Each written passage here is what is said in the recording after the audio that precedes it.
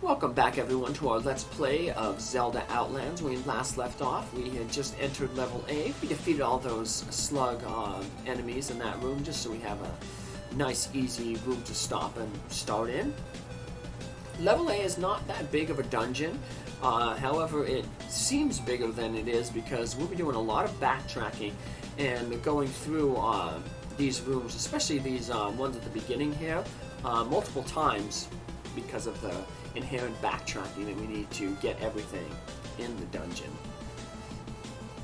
So luckily on our first backtracking trip, these rooms, because we're going to be backtracking very quickly here, they won't be refilled with enemies. That won't be said on our second time backtracking through though. So the first time we're going to backtrack through is to get the last bomb bag upgrade.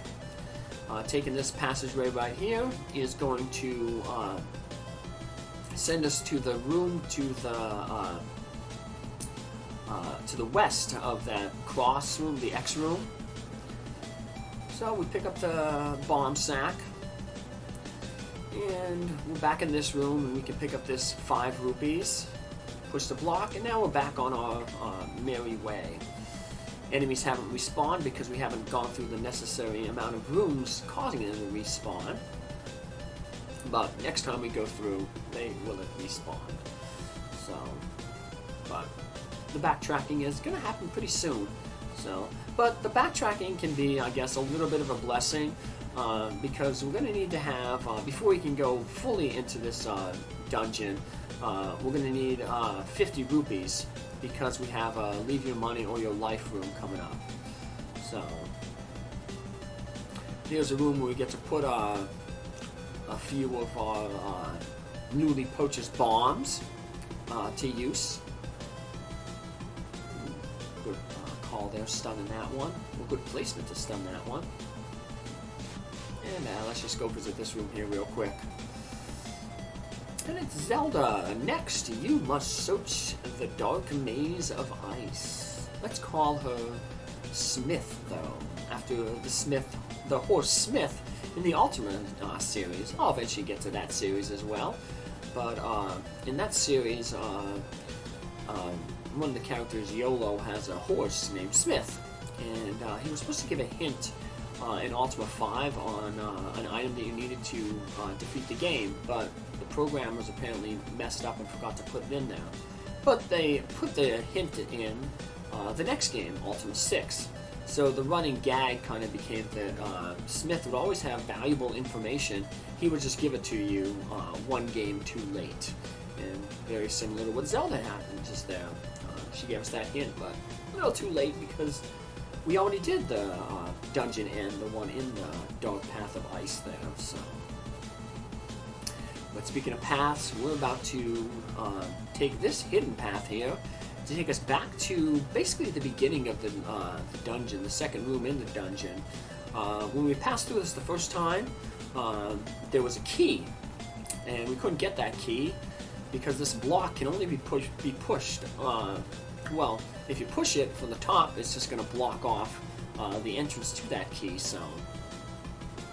But it's been a while since we've been in this room, so with the magic sword, master sword, these guys fall in one hit, and they're a good source of money, so it's good that we did that backtracking. We can come back into this room, kill those enemies for a good chunk of change, because like I said, we're going to need 50 rupees later on in this level to get past the money in your life, so.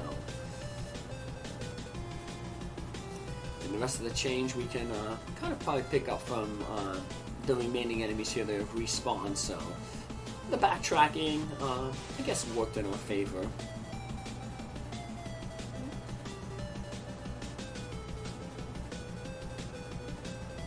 These guys will drop some rupees, that would be nice. Fairy. Now, of course, later on when we need fairies, they'll drop 5 rupees, so. The game doesn't want to give us what we need when we need it. So, 1, 2, 3. Ooh, there's 8. 8 of the 11 rupees we needed, so. And unfortunately, these guys have respawned. The only boss monster that can respawn. So, yeah, the Gleox won't respawn, Digdoggers, Aquamentuses, Manhandlers, they don't respawn, but these Dodongos, they dislike smoke. Now I'm Smith giving away information that's long past being relevant. Not necessarily that, but long past when it would have been relevant to initially give it. So we defeated quite a few of those Dodongos already. So I'm gonna finish these Gobias off and get absolutely no rupees. And we need 3 more to go. Hey, we got a hungry moblin. Here you go, buddy. You look tasty. But I'm not as tasty as this meat, yeah. You don't want to eat Chloe. Chloe's a hero. Heroine Ratty. Fairies? Ooh. Fairies are never going to drop anything. We still have a few more chances, though, so... Yeah, we got the fairy compass. Big hit up. And we got another fairy that we do not need.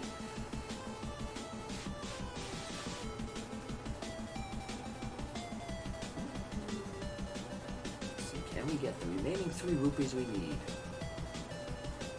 Nope. And we can also not get those bombs. They appear in a location that just can't get at anywhere, so... Yep, they just placed in a weird tile. So if they would have been placed over one tile to the right, it would have been fine, but nope. Nope.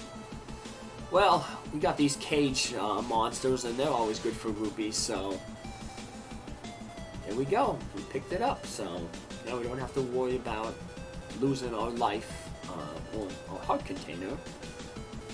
And we get the red lantern, which at this point in the game is pretty pointless, because if we need to have a whole bunch of fires, we have the magic wand and the book, which allows the magic to create magical flames. So yeah, so you can't get it from that side. So yeah, if they would have moved it one to the right or one to the left, would have been able to get those bombs, but nope.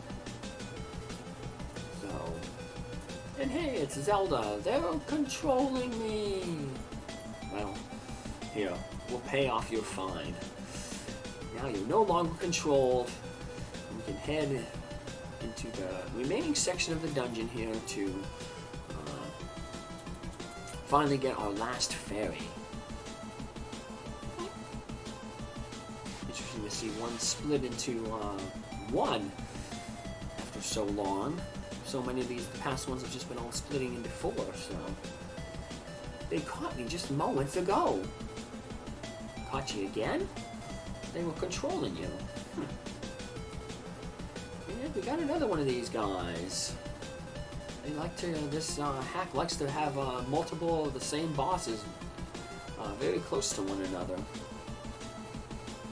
So, once again, we have to find the fairy by pushing a block and going underground and into one of these item-looking rooms. And let's pick up our 8th Tetrarch fairy. And with that, we now have all the fairies needed to break the seal that Zelda told us about in Dungeon 9. Where we got the full map right there. And we're going to want to get some more rupees, so let's just finish these guys off real quick. Hopefully they drop a lot of rupees and don't seem to want to cooperate.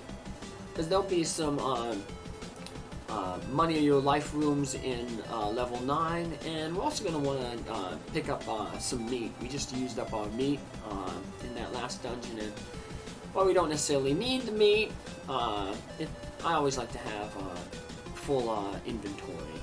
It's just the obsessive-compulsive nature of me. Besides, you know, like the wizard always says, it's always good to be prepared, and we want our little ratty heroine Chloe here to be prepared. So, and this is where Dungeon 4 was in the last quest. I guess so that Zelda's hint that the dungeon is where the guarded by 12 statues. So it wouldn't apply to that room the same as it did in the first quest. They totally revamped that overworld room there and took out all the statues and just made it a empty green field. So you can play football with your friends. That's what I did when I was a kid. We'd play football a lot of times in the one empty lot next to a friend's house. So let's head on our third little venture onto the red path. So, that first time we came to get Begu's letter. The next time we came just to explore the rest of the path, clear out all the Garudas who steal our money, and also to get the final heart container, overworld heart container. Now it's time to finally approach the stronghold of the Thunderbird with the intent to defeat it, rescue the Fairy Queen and the Triforce, and restore peace to the Zelda Outlands here. We don't get a lot of rupees, but we do have at least 20 rupees. That's what we're going to need to pick up the afford the meat that we're still lacking, and we'll pick it up on that screen to the east of this one that has that medicine shop. As always, we're getting the medal that freezes all enemies in place when all the enemies are defeated.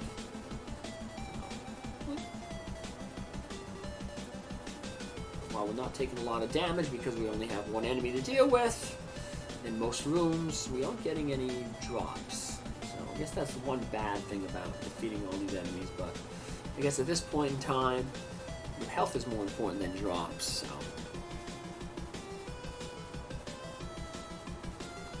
Yeah, that's a 5 rupee drop. 1/10 of what we need to get past money or life room. Hey, these guys have respawned. Ah! And they hurt us. No! So, this is why earlier we defeated most of them. So we didn't run into situations like that where they could hurt us. But here we are at the entrance to level 9. And before we head in, let's just take out these enemies. See if we can get those 2 hearts that we were missing. There's 1. There's 2. Woohoo! Full life. And now let's just head into dungeon here and take out these guys so we have an empty room to start our next episode. Take care, have a good day. Bye!